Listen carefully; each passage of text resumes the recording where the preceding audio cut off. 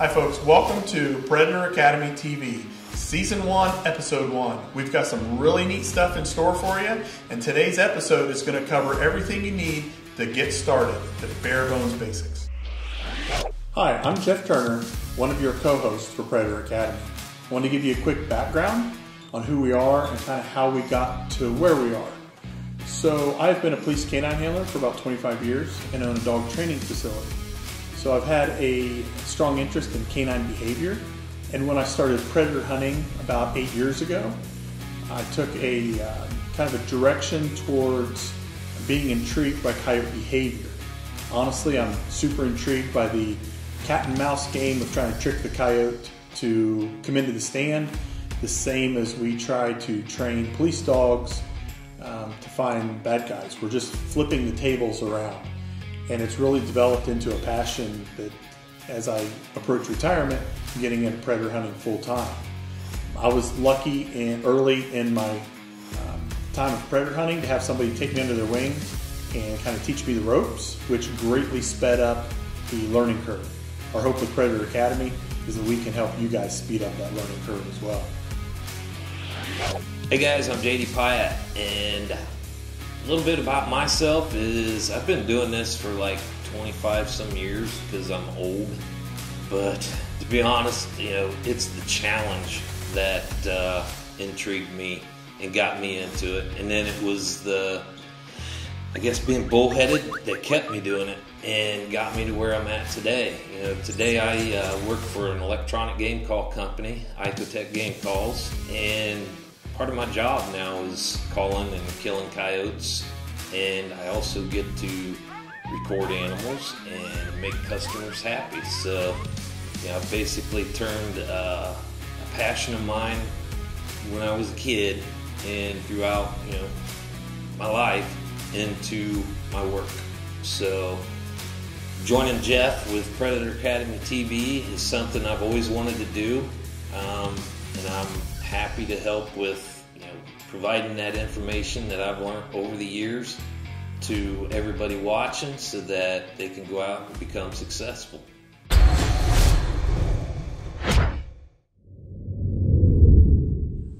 Alright, now let's get into some of the calls that you're going to be using for calling coyotes. You got electronic calls and a multitude of Opposite types. So he uses a howler, and I howl with a diaphragm. He uses an open reed hand call, which means the reed's exposed, and you can change the pitch with where you bite the reed. I'm not as skilled with an open reed, so I use a closed reed call, and then he can do distress and that type of thing with his closed reed. I just use a simple little mouse squeaker that I don't even take out of my pocket. I just reach down for stuff that's in really close. I reach down, press it through my pocket. So you can accomplish the same things with different calls. And I think we're gonna go into giving you some examples using these hand calls and some of the sounds that you're looking to produce in order to call those coyotes in. I'll give you a sample of a lone howl that I do with this call, and it's just basically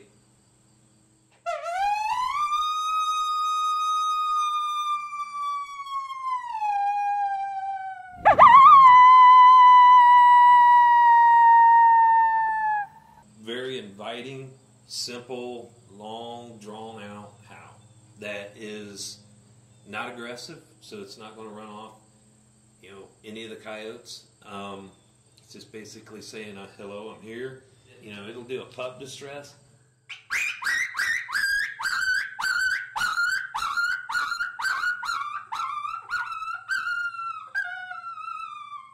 And you actually entered a tournament. Yeah. I think you won with just, is that the only one you used throughout the...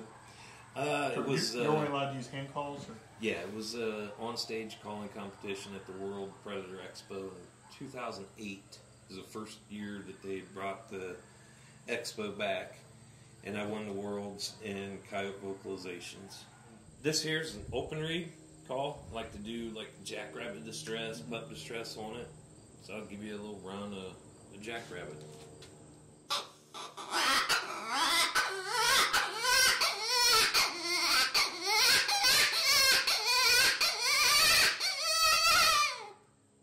I carry a closed reed, so for a higher pitch,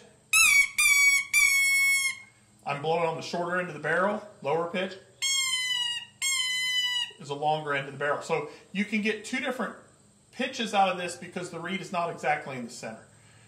But my point for this is, starting out, I think a closed reed call is much easier. However, it's more limited. You can only do a certain amount of things on this versus the open reed is much more versatile. You can do a lot more sounds, but it takes a little longer to learn as well.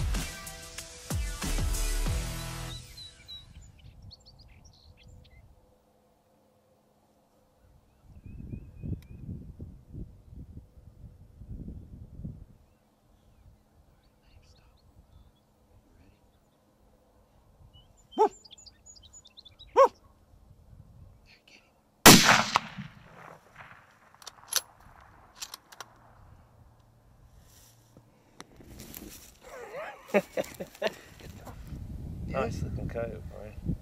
Thanks. Good calling, man. Good calling. As soon as he heard your call, he Oh yeah, he hauled right keyed across in the on field. us and- Well, I don't know if you could tell when he was about halfway across that field, it looked like he wanted to cut and go out around. So that's why I called to him again. He keyed right in on where we were. That turned him and brought him right straight back towards us. So, man, it worked out good. That's a nice coyote. Well Yeah. furred. Yeah, he has thick fur on him. Has his winter Well-furred coat. dog. Definitely Well- has his winter coat on him. Yep. All right, first stand of the morning, or first spot in the morning. This is the second stand. We made one earlier and nothing come in. So we moved, set up again. This one popped out, lured him across the field. Brian made a hell of a nice shot on him with his brand new Savage 22-250. Good job.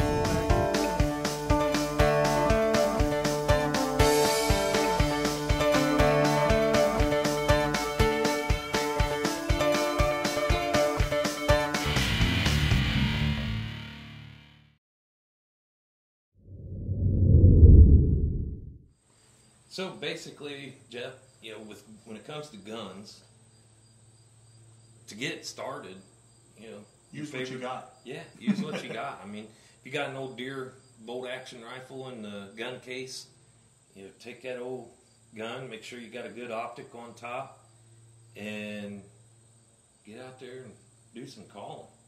One thing, using a gun like this, you're definitely going to want some kind of shooting platform. You want something that you can move fairly quick without moving your body much. We have a gas gun, AR-15 platform set up. This is my daytime gun that we have a Swagger bipod. So these are really good bipods. So you're going to find your spot, you're going to adjust your legs, have everything set to grade as far as height, and then you're going to start your calling sequence, and all you got to do is Pick up the gun and move it. pick it up and move it. The old guys used to take just 2 sticks that they found in the woods and hold them together, and then your grade was adjusted by just spreading the sticks apart. The old guys used to do that. So now that we have these new things, it's a little different, but the same theory applies. Yeah. Yep. If you're in close quarters Yeah. in the woods, That's something I like to do in the winter when there's snow on the ground. For some reason, I've always loved doing it. It's just taking an old shotgun. This is a 12 gauge. It's actually my turkey gun. It's got a super full choke on it, and I've got a full choke for it that I shoot number 4 buck through. So, when there's snow, fresh snow on the ground in Ohio, I like to get out, get right down in the woods with them, and carry the shotgun and shoot number 4 buck. And I've killed coyotes at 65 yards with this gun.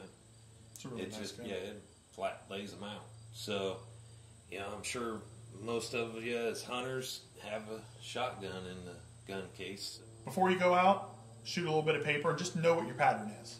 Yeah, definitely know what you're Yeah, doing. you have to know. Take a cardboard box at 40, 50 yards, just so you know what your worst case scenario pattern is, and then it's going to be proportionate before that. Yeah, that goes for all your guns. I mean, shoot them. Get to know them. Yeah. The more you know your gun and how it shoots, the more successful you're going to be at connecting on them shots, whether it's the rifle or the shotgun. So, shoot a lot and be ready for quick action when they do come in, because it's typically fast paced. So there you have it. That's pretty much the basics for getting entry level, getting into coyote calling. Get you an old shotgun, old rifle, and a heck of a lot more from here on out. Yeah. We'll get into detail on the specifics of stuff, night hunting, all of that, but It's questions for you. we love to have ideas. Predator Academy TV is in its early stages. We do have an outline for quite a few additional episodes and seasons, and a lot of that's already planned, but we can slip in stuff. If you have an idea of what you want covered, shoot JDI or the page a message, and we'll make it happen. Like, that's what we're here for, is to get you guys the information. And sometimes we don't really think outside the box. So if you have an idea, something you want covered, definitely let us know. It also helps to like and share our stuff so we can get it out to more people, and in the long run, help everybody get into predator hunting, and everybody can be more successful. Thanks for watching.